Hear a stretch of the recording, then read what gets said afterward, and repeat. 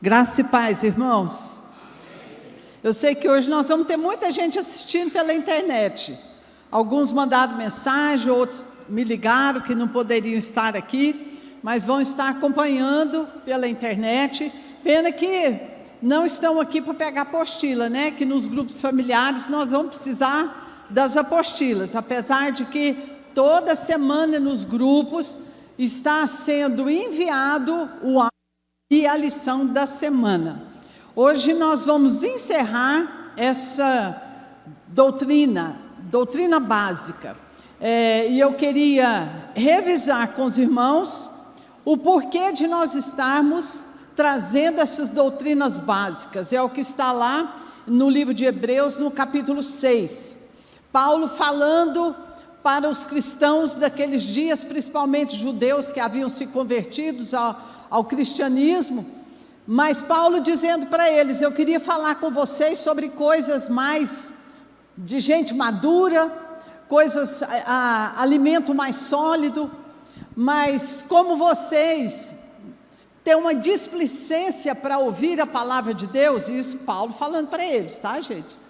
Como vocês são displicentes em ouvir a palavra, não tem muito interesse em ouvir e em conhecer a palavra, eu tenho que falar com vocês como crianças, como meninos, então eu preciso dar leitinho para vocês beberem. É o contexto aqui do final de Hebreus capítulo 5 e o começo de Hebreus capítulo 6. Então ele dizendo, nós vamos ter que deixar os rudimentos da doutrina de Cristo, que é a base da doutrina. Nós estamos vendo aqui, doutrinas básicas é a base para a nossa fé. Todo cristão precisa conhecer essas 6 doutrinas, que está aí, ó. Batismos, imposição de mãos, ressurreição de mortos, juízo eterno e lá atrás, um pouquinho, fundamento arrependimento de obras mortas e fé em Deus. Então hoje nós vamos encerrar essas doutrinas aqui com a ressurreição dos mortos e o juízo eterno.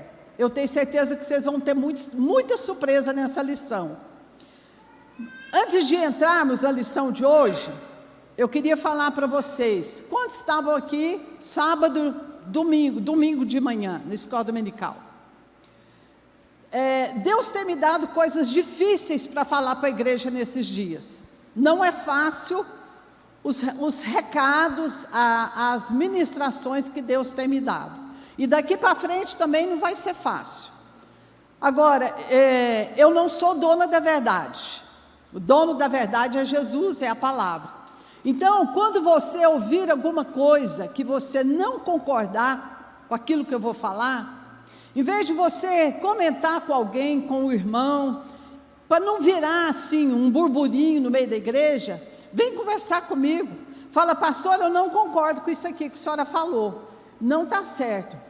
Como eu disse, eu não sou a dona da verdade. Eu quero aprender com quem sabe mais do que eu. Agora, se você não concorda, quiser me mostrar onde é que eu estou errada, não vamos perder tempo não, já traz o fundamento da palavra, né? Você já me mostra na palavra que eu mudo rapidinho, tá bom, irmãos?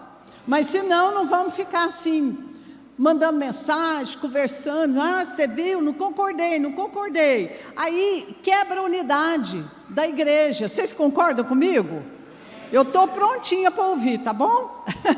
Deus abençoe. Então nós vamos começar hoje com a ressurreição dos mortos. Como eu falei, vocês vão ter muita surpresa nessas aulas de hoje. São 4 lições, como eu disse para vocês já nas aulas anteriores, são assuntos básicos, não vamos entrar na profundidade do assunto, porque afinal de contas são lições para grupos familiares, não é lição de escola dominical, não é sobre teologia, são grupos familiares, lições muito simples e curtas. Amém, queridos? Então vamos aqui, ressurreição dos mortos. Esse é o 5º princípio elementar, é o princípio básico da fé cristã, que todo cristão precisa ser professor. Paulo disse isso para os hebreus, para os judeus daqueles dias ali. Vocês têm que ser professor já nessa matéria, dar aula disso, não ainda ficar aprendendo. Então esse é o quinto fundamento da fé, que é a ressurreição, que significa mortos voltando à vida. Mortos voltando à vida, ressurreição, é isso que significa, mortos voltando à vida. Paulo nos diz lá em 1 Coríntios, capítulo 15, versículo 12, ele diz assim: se não houvesse a ressurreição dos mortos, a nossa fé seria em vão. Por quê? Porque a ressurreição de Cristo é o centro da mensagem do Evangelho. Se Cristo não tivesse ressuscitado dentre os mortos, não haveria razão para a igreja estar aqui. Não haveria razão para nós estarmos pregando o Evangelho. Aliás, nem existiria o Evangelho. Então, a base fundamental, uma das bases fundamentais é a ressurreição dos mortos, começando por Jesus Cristo. E ele ainda diz mais no versículo 18: e também os que já dormiram em Cristo, quem já morreu com Cristo, eles estariam perdidos se não tivessem essa fé. Qual que é a fé? A esperança da eternidade. Viver aqui hoje, entendendo que nós estamos vivendo 60, 70, 80, até 90, 100 anos nós vamos ter, mas nós estamos sendo preparados para uma eternidade. Amém, irmãos? Por isso esse assunto é tão importante. Nós vamos ressuscitar para viver a vida eterna com Cristo Jesus. O homem foi criado para ser imortal, mas Deus determinou, por causa do pecado, que a morte, como sentença de desobediência, viesse sobre todo o homem. A morte é o último inimigo que nós vamos ter que vencer nessa vida aqui, irmãos. Por quê? Porque o homem pecou e morreu espiritualmente, ficou separado de Deus e não pôde mais ter acesso à árvore da vida. Foi retirado, esse direito foi retirado em consequência do pecado, e aí veio a morte física.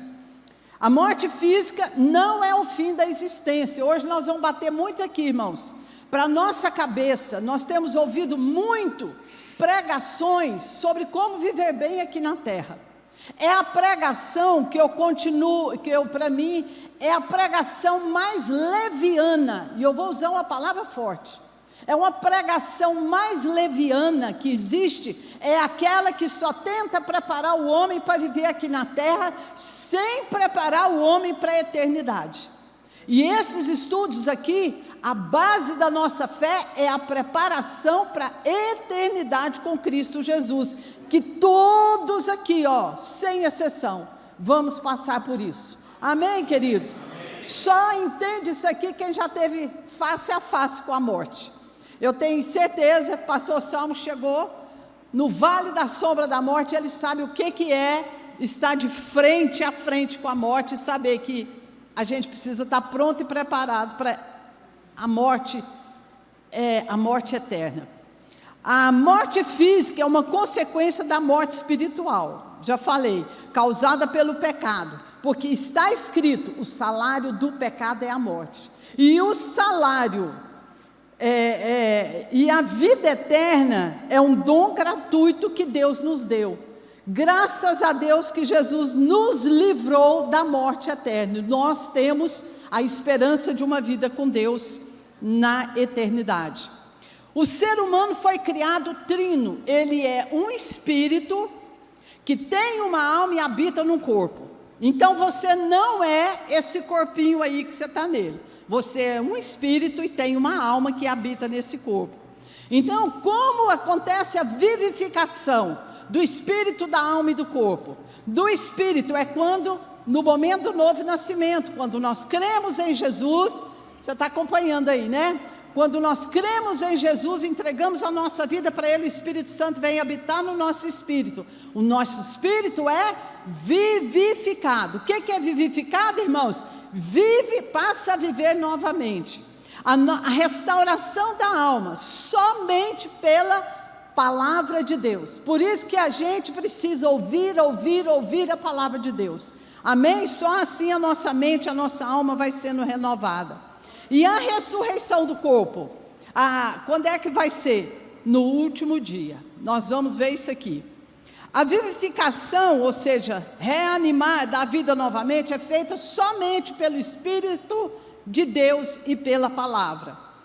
Embora o homem se torne justo perante Deus e vivo espiritualmente, o seu corpo morrerá como resultado de uma vida debaixo de maldição. Não adianta a gente achar que todas as maldições foram quebradas em Cristo Jesus. A maldição da morte não foi quebrada, ela continua existindo.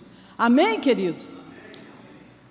3 casos específicos nos quais a palavra ressurreição pode ser empregada. Primeiro, ressurreição espiritual. Quando acontece a ressurreição espiritual? Já falamos, no novo nascimento, quando aceitamos Jesus. Ali nós ressuscitamos espiritualmente.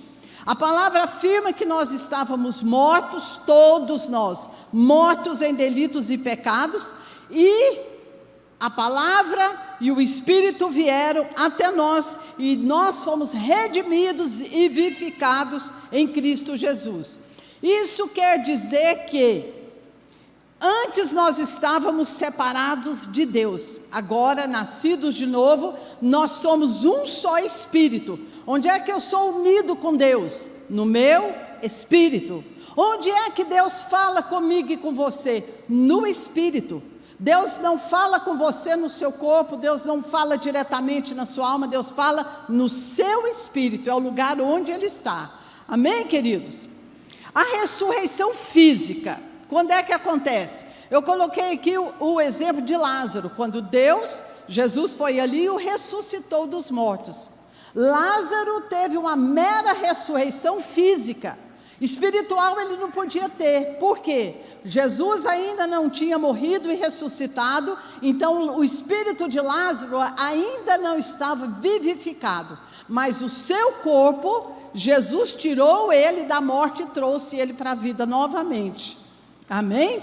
Terceira ressurreição é o que vai ocorrer no último dia para a vida eterna. Queridos, essa última ressurreição, todos nós vamos passar por ela. Quando é que ela vai ser? No último dia e já para a vida eterna. Por que essas lições agora são de suma importância para a igreja? Porque não se costuma ensinar isso aqui na igreja, não se prega sobre isso aqui na igreja. Todos nós temos que nos preparar para esse grande dia, que é o dia em que nós vamos ressuscitar com Cristo Jesus. Aí 1 Coríntios 15, 52, eu coloquei aí os versículos. Peço que cada líder, cada pessoa que for dar a lição nos grupos familiares, precisam ler esses versículos. Eu não vou ter tempo aqui de ler todos eles, por causa do nosso tempo, que é curto, eu tenho que encurtar. Mas lá na sua turma, no seu grupo familiar, você tem que ler todos os versículos que estão na lição, para você se familiarizar com a lição e explicar claramente o que acontece e que nós estamos sendo aqui expondo para vocês. A ressurreição física, nós já falamos que é o caso de Lázaro. Terceiro, a ressurreição para o último dia. Quando é que vai ser isso? Para a igreja que vai ser arrebatada. Queridos, hoje nós vamos tirar umas dúvidas aqui. Tem muito crente achando que está pronto para o arrebatamento da igreja, mas não está. Quando nós vemos aqui a ressurreição do último dia, em 1 Coríntios 15, 52, está falando sobre o dia que Jesus vier para o arrebatamento, que está ali, ó, o arrebatamento está ali, está de vista. Todo mundo está percebendo que nós já estamos chegando no final. Lembra quando Jesus fala em Mateus 24, o princípio das dores? Eu creio particularmente, isso aqui é a minha crença, que nós já estamos no final do princípio das dores. Jesus está às portas. O que está faltando para ele buscar a igreja? Nada, nada. A qualquer hora Jesus pode estar vindo buscar o seu povo. Como é que vai ser? Olha aí na lição, no momento, num abrir e fechar de olhos. Ninguém vai ver. Quando as pessoas perceberem, cadê o povo de Deus? Sumiu, foi arrebatado. ante a última trombeta, a trombeta vai tocar, e a Bíblia está falando que os mortos ressuscitarão incorruptíveis, e nós seremos transformados. Nosso corpo mortal será igualzinho o corpo de Jesus, santo, transformado, purificado. Olha aí o que João 16, onde é que está? João, onde é que está isso? Terceiro, João 16, viu? João 16, 4, sabe o que Jesus, preparando os discípulos para os últimos dias, ele disse assim: quando chegar aquela hora, vos lembreis do que eu já tinha dito a vocês, eu avisei para vocês. Jesus está falando aqui daquele momento, que ele vai chegar, ele está falando, eu avisei. Eu queria que você cutucasse quem está do seu lado aí, fala para essa pessoa que está do seu lado, Jesus está te avisando. Faz tempo que Jesus está te avisando, ele está chegando, ele está às portas.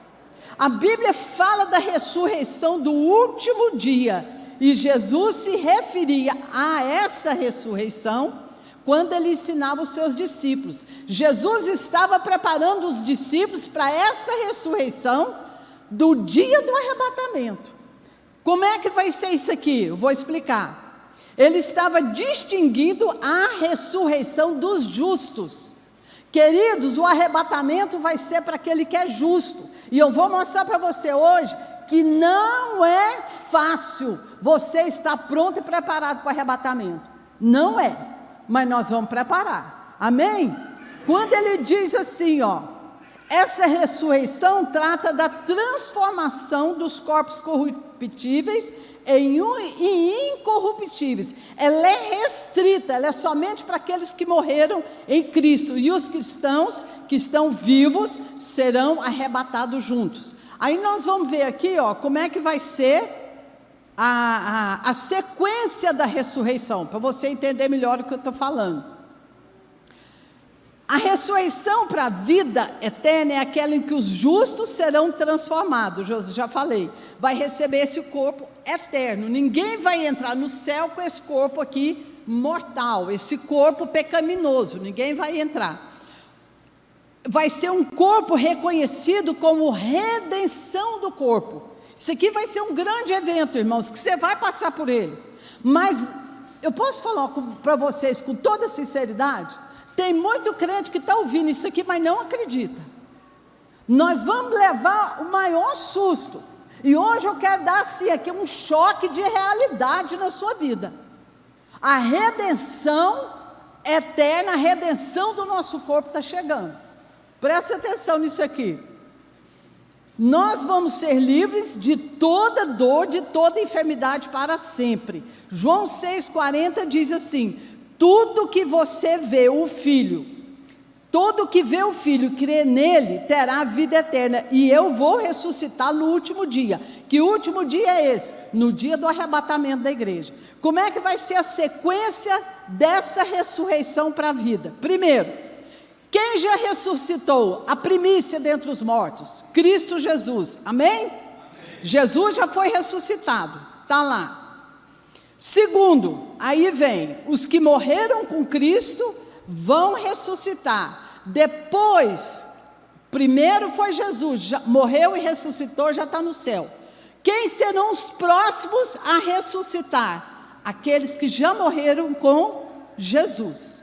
Depois os que estão vivos, que é a verdadeira igreja. Aqueles que realmente estão vivendo a vida de santidade nesses dias. São três aqui, até agora a sequência. Primeiro Jesus, depois os que morreram vão ressuscitar. Aí em terceiro lugar vem os crentes vivos e transformados. E por último, é o caso da ressurreição para a condenação. O quarto caso são aqueles que vão ressuscitar lá no final, está lá em João 5,28, vão ressuscitar lá no final, lá para o juízo eterno. E o que vai acontecer com eles? Serão condenados. O que a Bíblia está falando de João 5,28? Presta atenção, olha para mim aqui. Não está aqui não, né? João 5, 28. Está aqui, ó, embaixo. Não fiquem maravilhados disso, porque vem a hora que todos, diga comigo, todos, os que estão nos sepulcros ouvirão a voz de Deus. E os que fizerem o bem vão sair para a ressurreição da vida eterna. E os que fizeram o mal vão ressuscitar para a condenação. Então, essa aqui é a terceira condenação. E vou te dizer uma coisa. Tem muita gente que vive hoje na terra ignorando o que Deus está falando aqui. Ignorando. Vem a morte como uma definitiva. Depois da morte não tem mais nada não. Aí, meus queridos, depois da morte é que se vai começar a vida. Isso aqui que você está vivendo hoje, como eu disse, 70, 80, 90 anos, você só está se preparando para que vai acontecer na eternidade. Você e eu, nós temos uma eternidade para frente. Então eu gostaria que você nessa noite abrisse o seu entendimento para você tirar tanto valor que você está dando aqui nessa terrinha, nessa vidinha, e começar a prestar atenção na eternidade, porque ela vai chegar para todos nós, amém? Uns para condenação, outros para a vida eterna.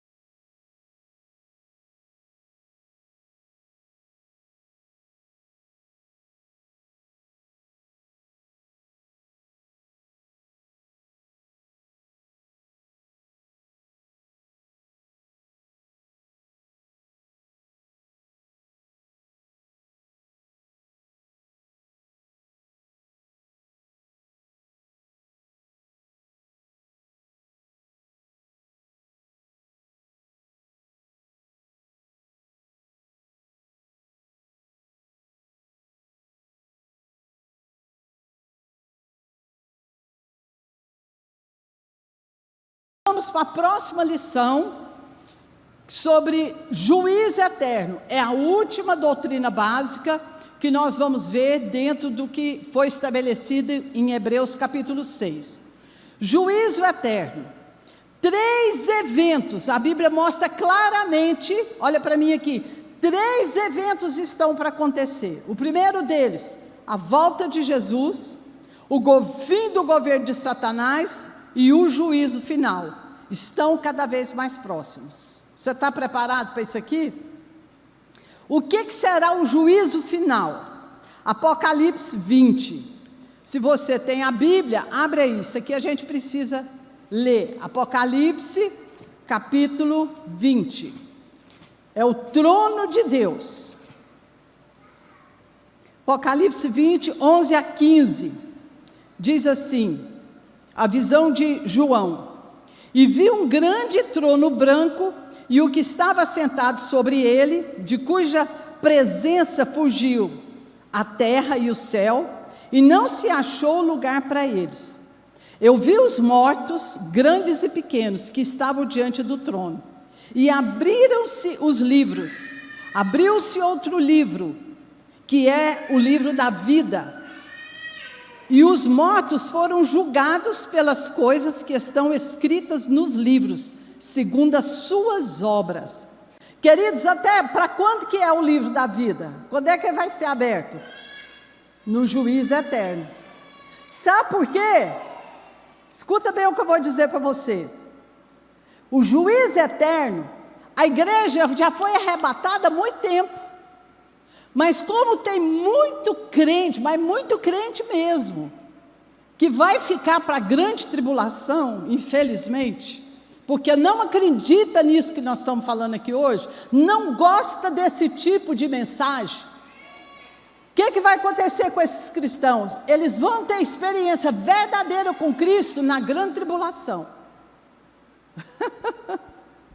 Ai, Você quer ficar ou você quer subir antes?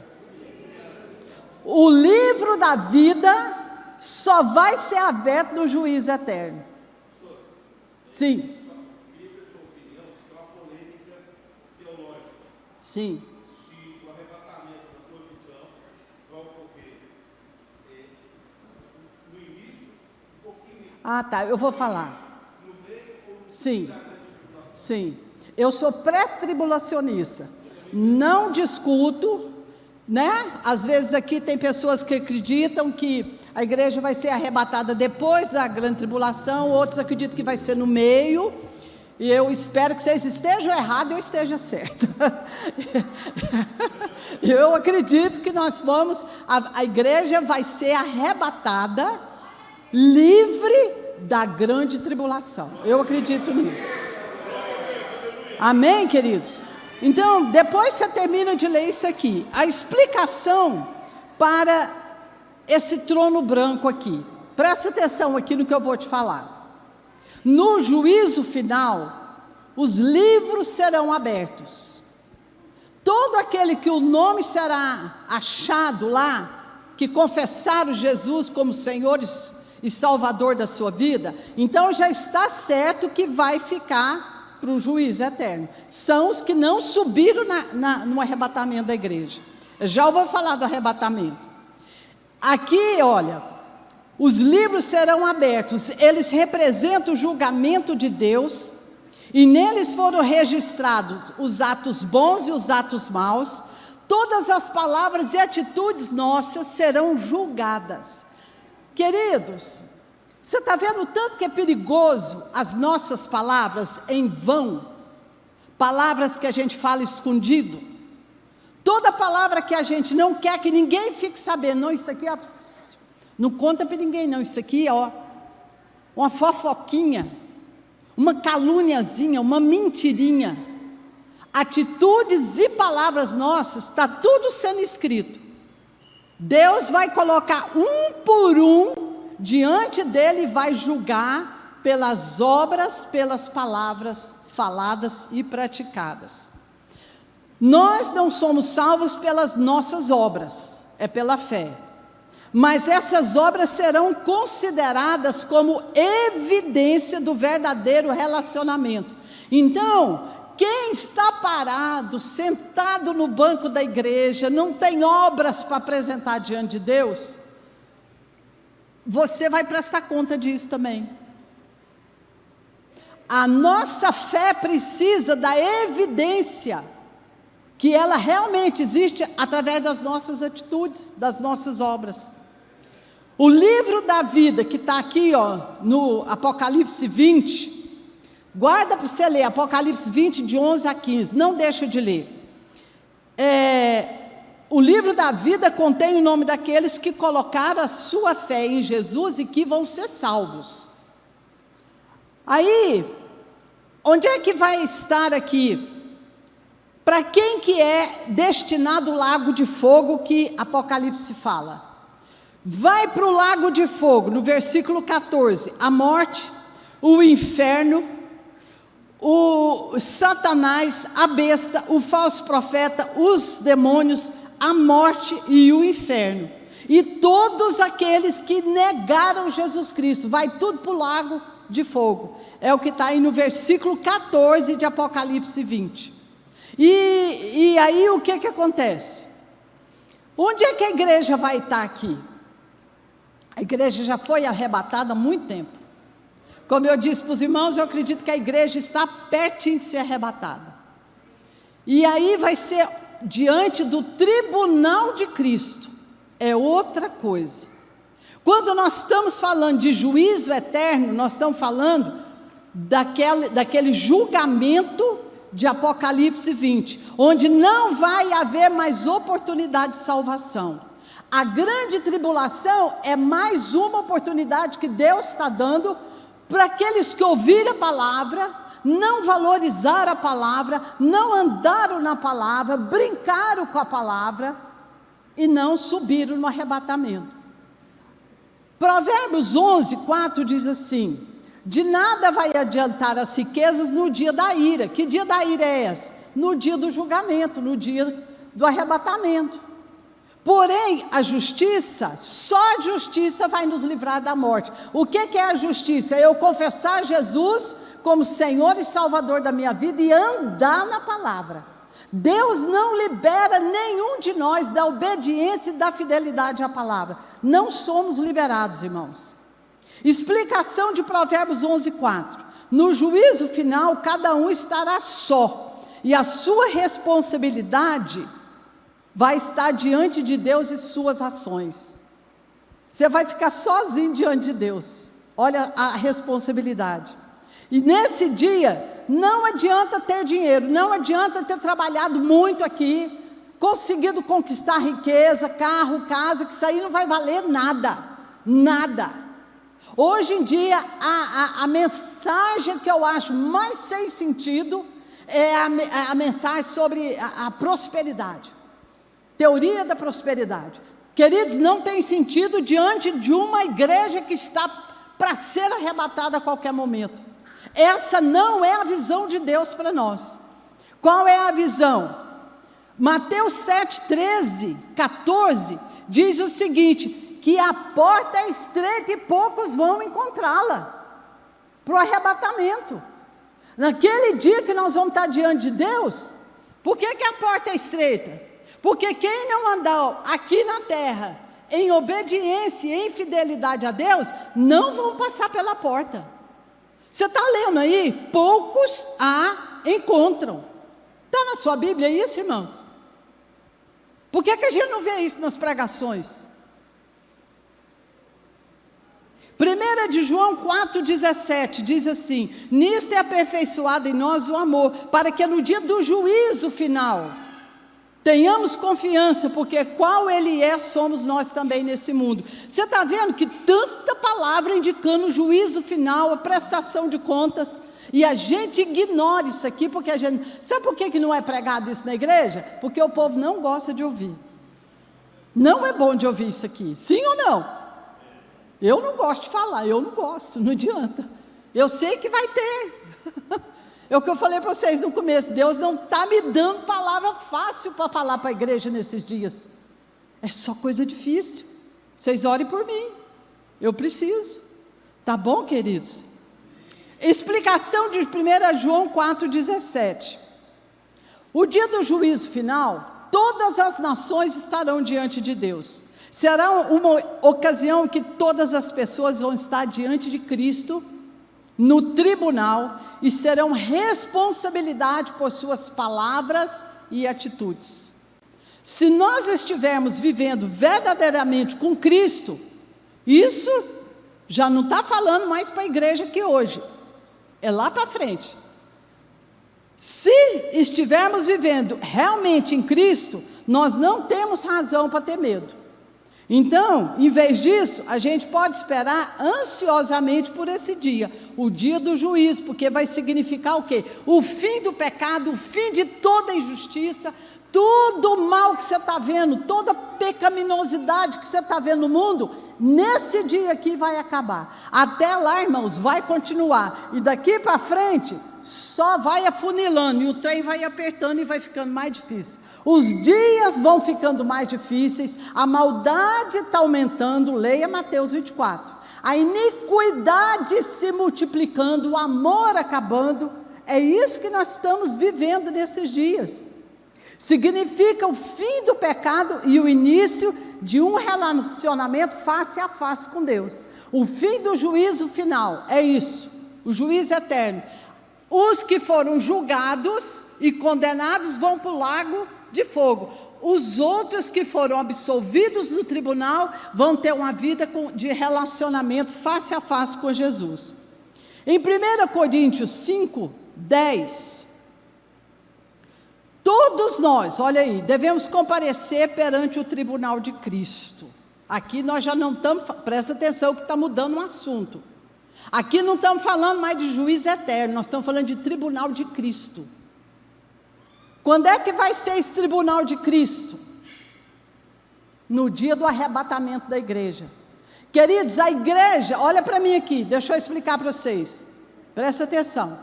No dia que a igreja for arrebatada, começa ali o tribunal de Cristo. O que é o tribunal de Cristo? É um ambiente no céu de premiação para todos aqueles que foram arrebatados, que foram salvos, que o nome deles estava no livro da vida, mas eles tinham algo diferente na vida deles, uma vida de santidade. Tribunal de Cristo não é o juízo final, vocês estão entendendo?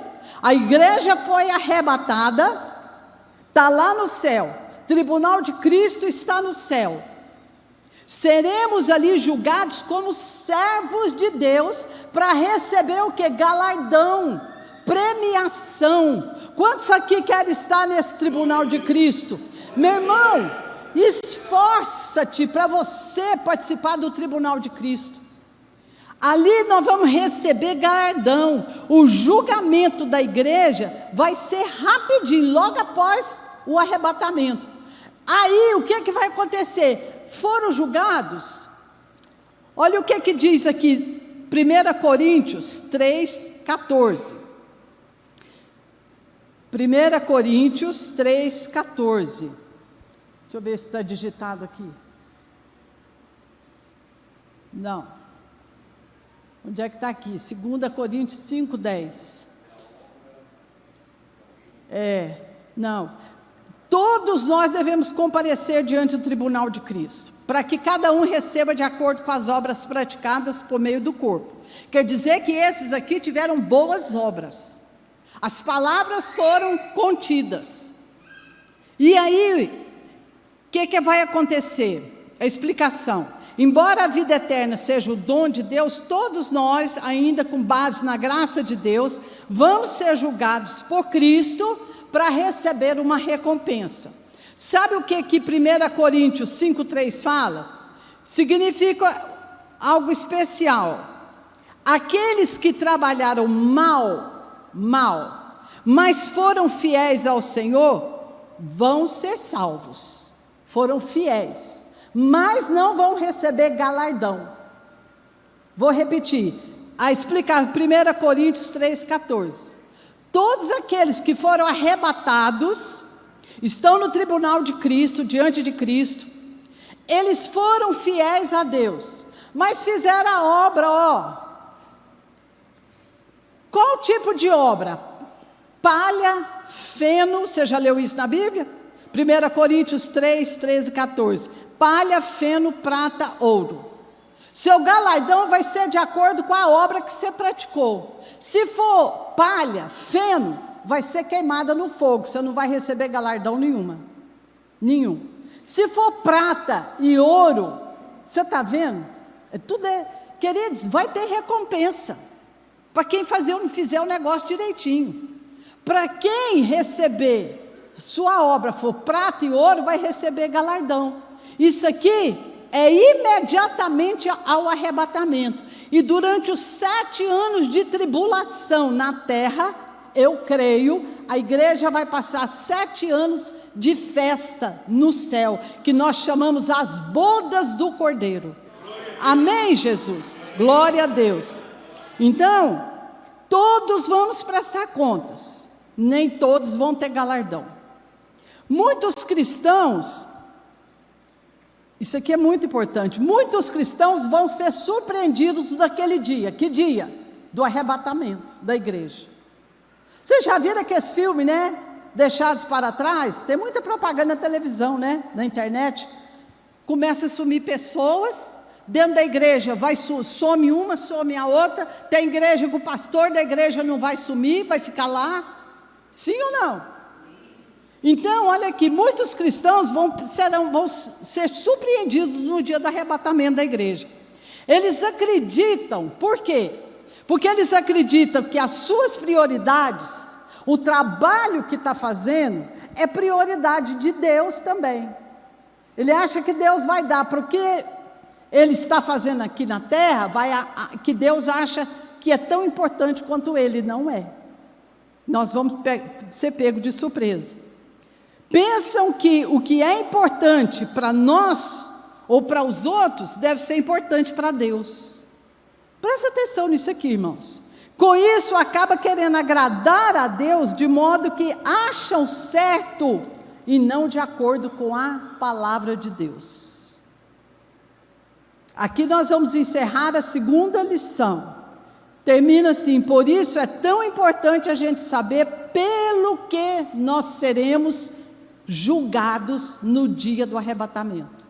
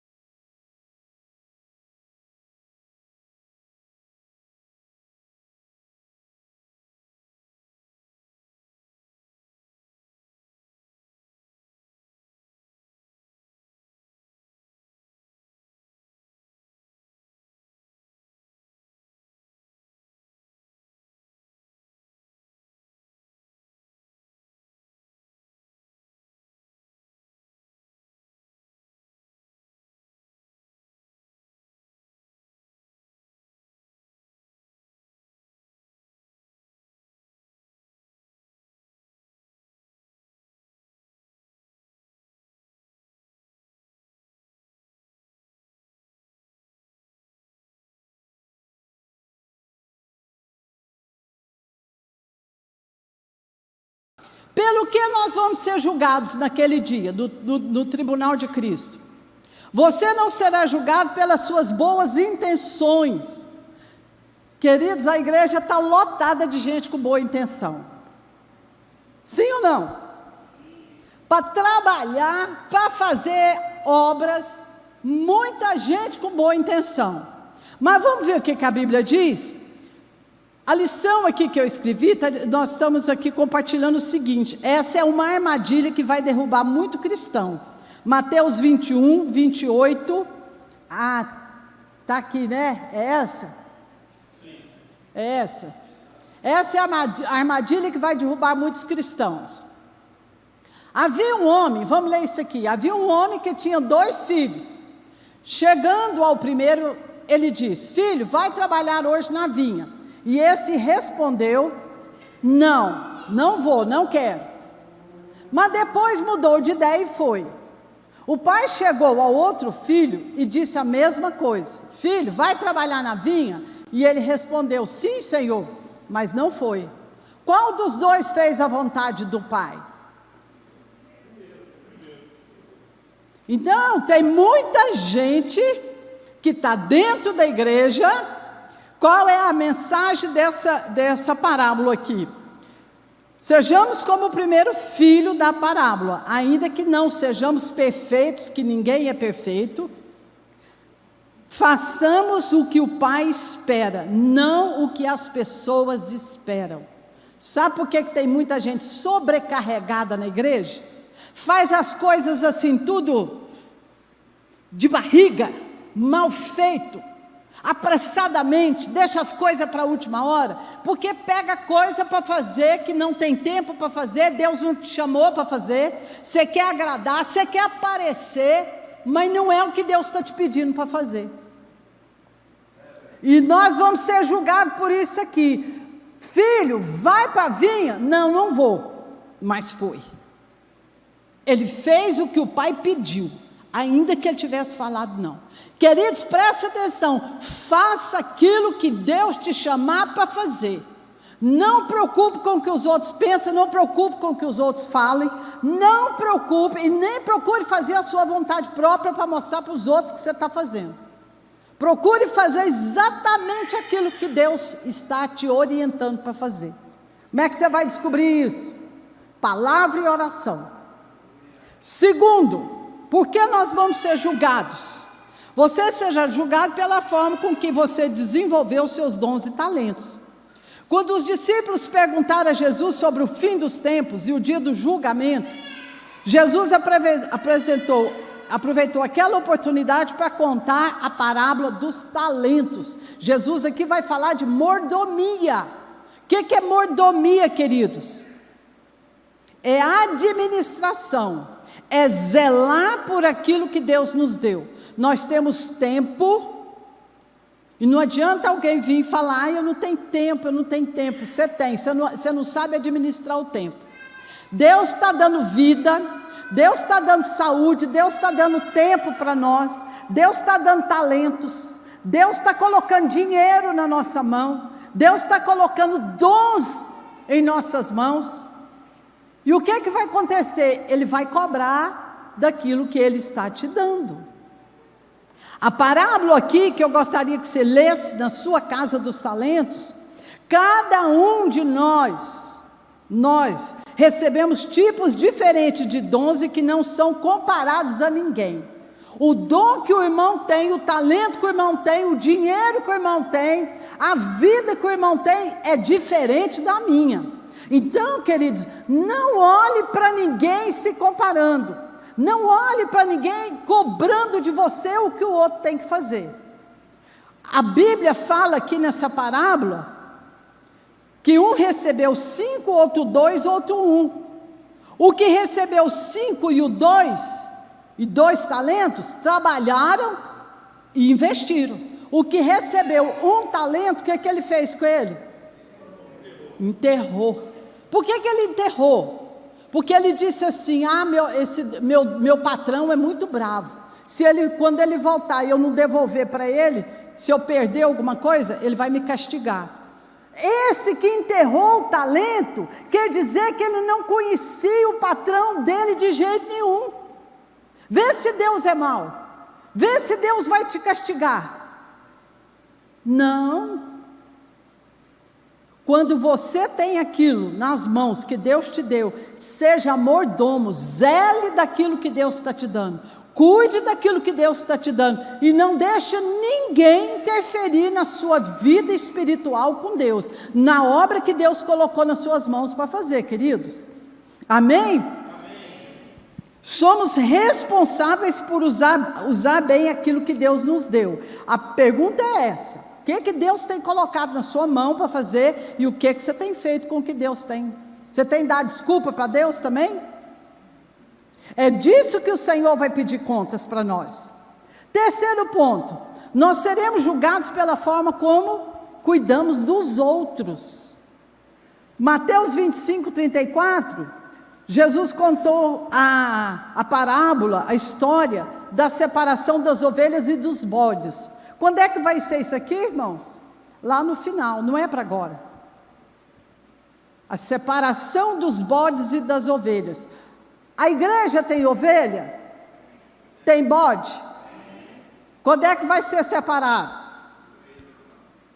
Só lá no juízo, não é agora. Então não preocupa com bode. Se você encontrar algum bode dentro da igreja, você deixa ele para lá, tá? Deixa ele ouvir na palavra, às vezes ele converte, né? Quebrando o coração. Jesus conta que o rei vem para julgar o seu povo e separar aqueles que não fazem parte do seu povo. Isso diz claramente que dentro da igreja tem gente que está no meio do povo de Deus, mas não faz parte do povo de Deus. Quem for ministrar a lição tem que ler a parábola, explicar a parábola. Tá bom, queridos? Eu estou correndo aqui. Jesus conta que o rei vem para julgar o seu povo, separar aqueles que fazem parte dele. O critério para o Senhor, aqui é o ponto 3, como eu cuido dos outros. O critério que o Senhor usará para fazer essa separação é surpreendente. Eu pus aqui Mateus 25, 40. Sabe aquele versículo que Jesus disse assim: quando eu tive fome, me deste de comer, estava nu e me deste de vestir, estava enfermo, fosse me visitar, precisei de comida, você me deu. O que é isso? Quando fizestes ao que está necessitado, aos pequeninos, você fez a mim. É o que Jesus está falando. Tudo que você fizer a uma pessoa que está necessitando perto de você, você está fazendo para Deus. Então não faça conta das pessoas que você está ajudando. Quanto mais você ajuda, quanto mais você puder abençoar pessoas, cuide de gente, cuide de pessoas. Isso aqui nós vamos prestar contas diante de Deus, vamos ser julgados por isso. Quarto ponto pelo qual nós vamos ser julgados. Esse aqui é fogo, é difícil. Nem todo aquele que fala sobre o céu faz parte dele. Quem que fala do céu? Quem prega, quem canta, quem ensina, quem discipula, é quem está falando de Deus, quem está testemunhando. Aqui está falando que nem todo aquele que fala do céu é do céu, vai subir. Está entendendo, irmãos? Mateus 7, 21 a 23. Toda pessoa muito boazinha, muito santinha, muito religiosa, então, gente, sai de perto de gente religiosa. Eu falo que eu gosto muito de quebrar a vaquinha do povo. O que é vaquinha? São ídolozinhos que a igreja vai criando, e que se você tocar naquele assunto, você ofende o irmão, porque o irmão, desde que converteu, ele está ouvindo o ensino daquele jeito. Aí quando você vem com a palavra de Deus, que vai contrário ao que o irmão sabe, você está tocando na vaquinha sagrada dele, aí ele arrepia, aí começa, e desce a lenha. Ainda bem que eu tenho lombo grosso, pode falar, eu não preocupo. Importa Deus falar do que é a palavra, não do que é a vaquinha do povo dentro da igreja. É gente religiosa. Por isso que eu falo, se eu estiver errada, e eu posso estar, traz para mim, me mostra, pelo amor de Deus, que eu quero aprender. Mas não sai fofocando e fazendo conversinha no meio da igreja, que isso causa divisão. Amém, irmãos? Porque o que eu tenho falado desses dias não tem sido nada fácil, nem para vocês ouvirem, nem para mim falar. É uma guerra que a gente está travando nesses dias. Jesus está mais preocupado, aqui no quarto ponto, com o comportamento do que com o nosso discurso. Jesus está mais preocupado com o testemunho de vida que você leva, do que com o que você fala. É duro isso aqui, irmãos, mas é verdade. No dia do juízo, importará apenas a nossa obediência a Deus, só a obediência a Deus, e o relacionamento que nós construímos, intimidade com Deus. Este será o dia do ajuste final de contas. Depois desse aqui não vai ter mais não. Todas as pendências serão resolvidas, julgando o pecado e recompensando a fé. Irmão, Deus não vai deixar nada para trás. Nossas obras, nossas palavras, tudo, nós vamos prestar conta dele.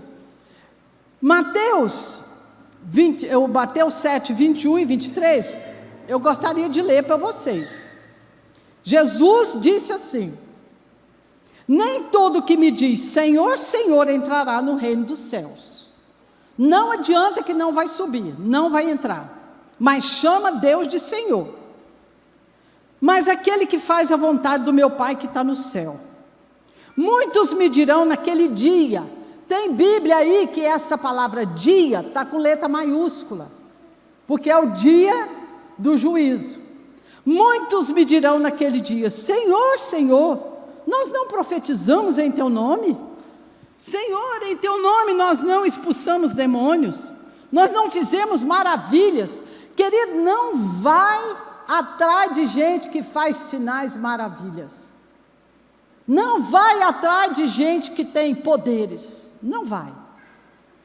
Você pode não subir por causa dele. Ele não vai subir e não deixa você subir.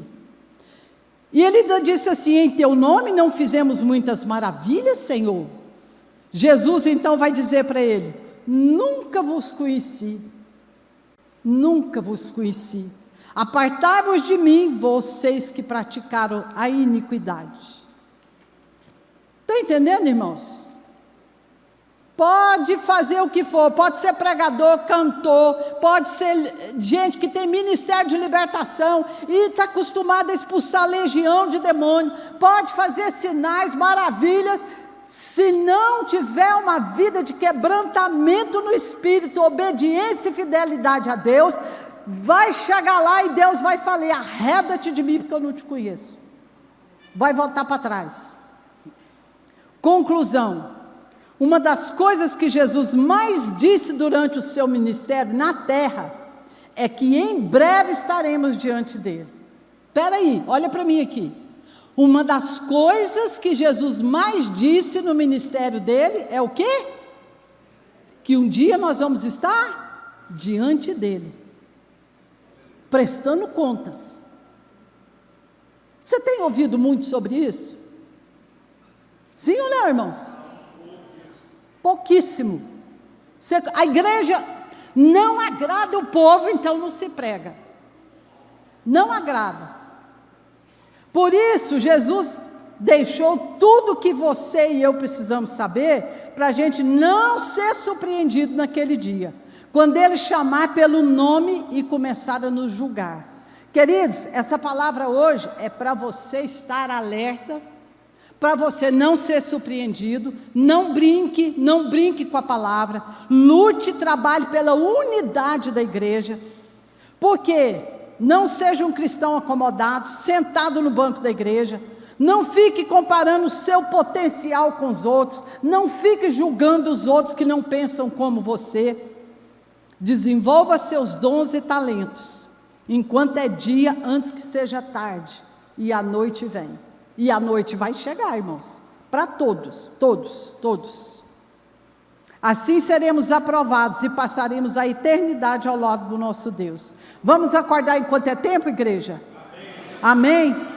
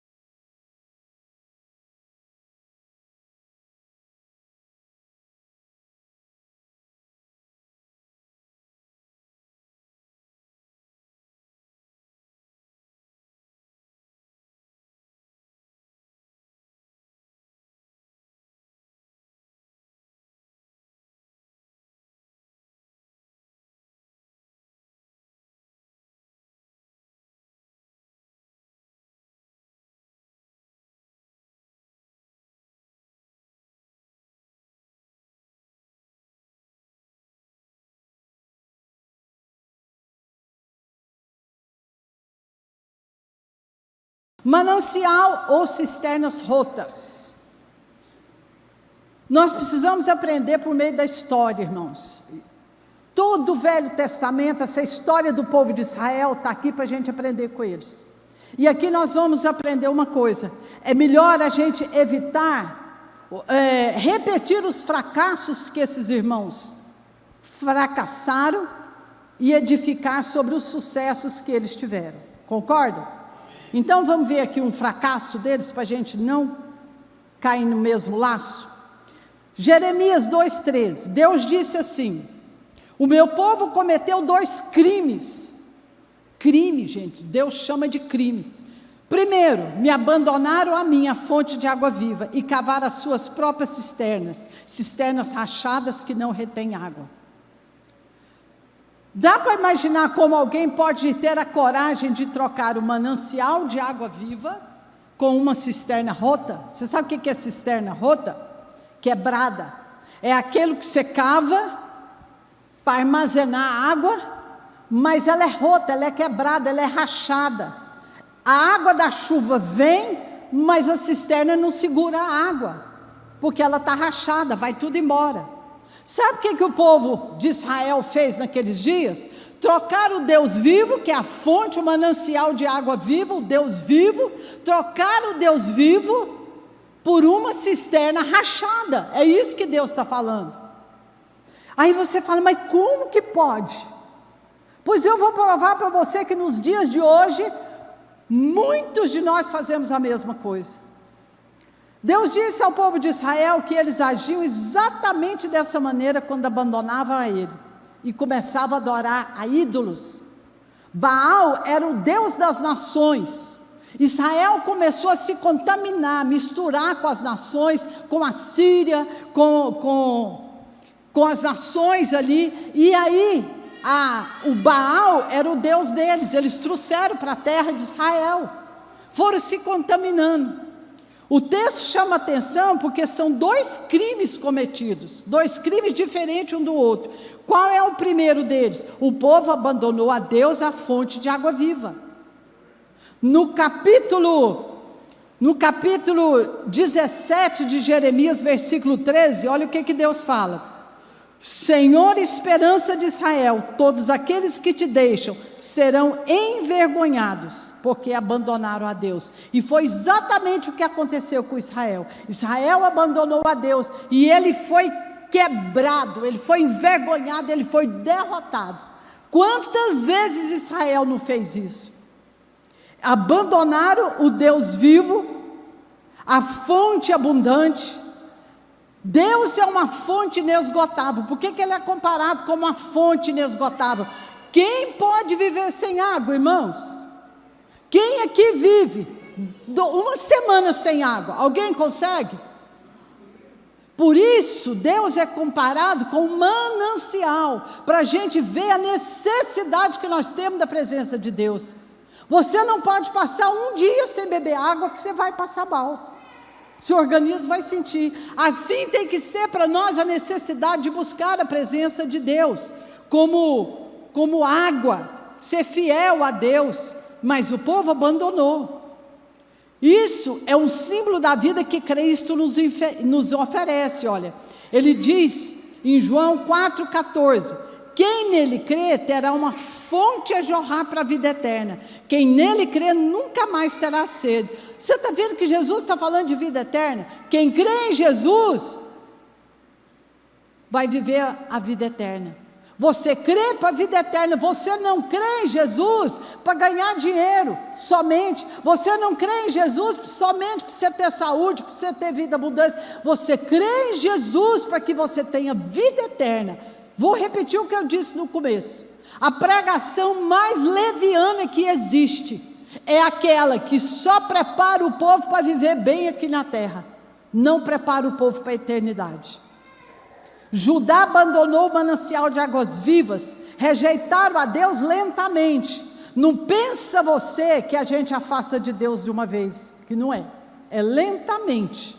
É um esquecimento, você vai ficando desapercebido, você vai afastando, as coisas vão te enrolando, vai te embromando, te chamando para o mundo. Quando você vê, você não quer orar, você está com preguiça de ir para o culto, você não tem tempo de ler a Bíblia, até a ceia, tem gente que não está nem aí para a ceia, irmãos, dia de ceia é como um dia como outro qualquer.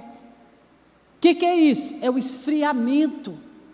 Judá cometeu esse crime, e nós precisamos ter cuidado, porque é assim que acontece hoje, o esfriamento lento vai afastando, de maneira inapercebível, você não percebe, quando você vê, você já está longe de Deus, saiu da direção de Deus, e aí você foi procurar o quê? A Síria e o Egito, que são símbolos do mundo, para negociar. Tem gente que está negociando com a Síria e o Egito, que é o mundão. A igreja, buscar Deus, é quando dá. Fizeram isso pensando que eles lucrariam, mas tiveram o maior prejuízo. Eles foram envergonhados por causa dessa troca. Agora tem uma pergunta chave aqui: se Deus é a fonte das águas vivas, por que o seu povo abandonou? Por que nós hoje abandonamos a Deus, se a gente não pode ficar sem beber a água, que é a presença de Deus? Por quê? Primeiro, muitas vezes o povo está cansando de Deus. Isso aqui é realidade. Nós estamos cansando de Deus, nós estamos acostumados com Deus, com a presença de Deus, com a palavra de Deus. Tem gente que não acha mais novidade, o culto para eles virou uma coisa mecânica. Eu venho para o culto, eu me arrumo toda para ir para o culto, chegar lá na hora do louvor, o Joro, quem está aqui na frente, a Leidmar, tem que fazer uma força para fazer a igreja adorar a Deus. Sim ou não, Joro? Tem que fazer uma força para o povo aplaudir, para o povo levantar a mão e adorar. Sabe por quê, irmão? A adoração está acabando, o povo está frio, o povo está distante, o povo está mais preocupado com o outro do que com a adoração que está acontecendo. A verdadeira motivação para ir para a presença de Deus vai acabando. Segunda coisa, tem sido atraído e seduzido pelo pecado, pelo mundo. O mundo está atraindo os cristãos. Hoje, para você encher uma igreja, o que uma igreja tem que ter? Luzes, tem que ter jogo de luzes, tem que ter telão bonito, tem que ter o que mais, hein? Hoje tem que ser, holofote, é um monte de coisa que a igreja hoje tem que ter para atrair o povo. Um sonzão, né? Se tiver só um violão ou um teclado, serve não. O que é isso, irmãos? É o mundo entrando dentro da igreja. Nós estamos trazendo o mundo para dentro da igreja. Isso se chama cisternas rotas, que está buscando novidades, bem-estar, distração, tudo que o mundo oferece é o que a gente quer. O culto. O povo cavou cisterna que não retém água, por afastarem-se de Deus, foram buscar em outras fontes, cavaram cisternas rotas, que além de não reter a água que retinha ainda era contaminada com doença. Está buscando alimento que traz doença espiritual para a vida das famílias. É isso que estava acontecendo. O que é a cisterna rota? É a maneira humana de satisfazer as nossas necessidades espirituais. Se não for do jeito que eu quero, não serve. Era assim que estava o povo de Israel naqueles dias. Primeiro, qual é a necessidade espiritual hoje? Sistema religioso totalmente comprometido em fazer a vontade do homem. Queridos, uma mensagem dessa, um estudo desse, a igreja tinha que estar aqui em peso, porque Jesus está voltando. O arrebatamento pode ser amanhã, Jesus pode vir nessa madrugada. Você está pronto para isso? Nós estamos falando de vida eterna. É a palavra, irmão, mas o povo não quer. Por quê? Aqui, cisterna rota. Sistema religioso comprometido para satisfazer a vontade do homem. Tem que pregar o que as pessoas gostam de ouvir. Pessoas já falaram para mim: ai, eu sinto tão bem quando fulano prega. Ai, eu sinto tão bem quando eu escuto os vídeos daquele coach. Jesus nunca pregou para as pessoas sentir bem, não. Jesus pregava para libertar. Jesus pregava para expulsar demônio, Jesus pregava para curar, para edificar o povo, para preparar para a eternidade. Hoje nós temos que pregar para agradar as pessoas, senão não vem para a igreja.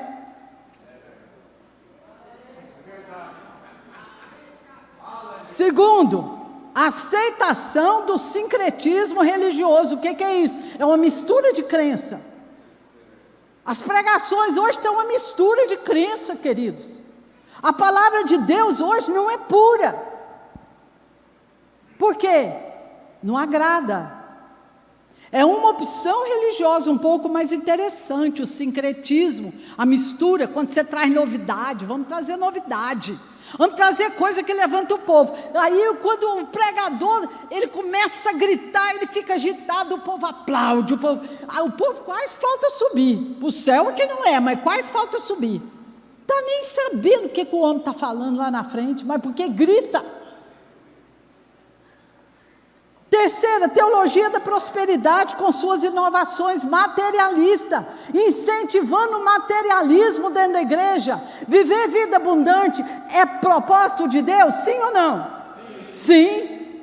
Mas ficar pregando as coisas materiais, deixando de pregar fundamentos, coisas que vão levar a gente para a eternidade, uma vida com Deus e um relacionamento íntimo com Deus, a gente não quer. A teoria da prosperidade com as suas inovações materialistas, nossa, isso aqui é o que mais tem, tirando o valor do verdadeiro ensino de Jesus para a noiva dele, uma noiva que está prestes a ser arrebatada.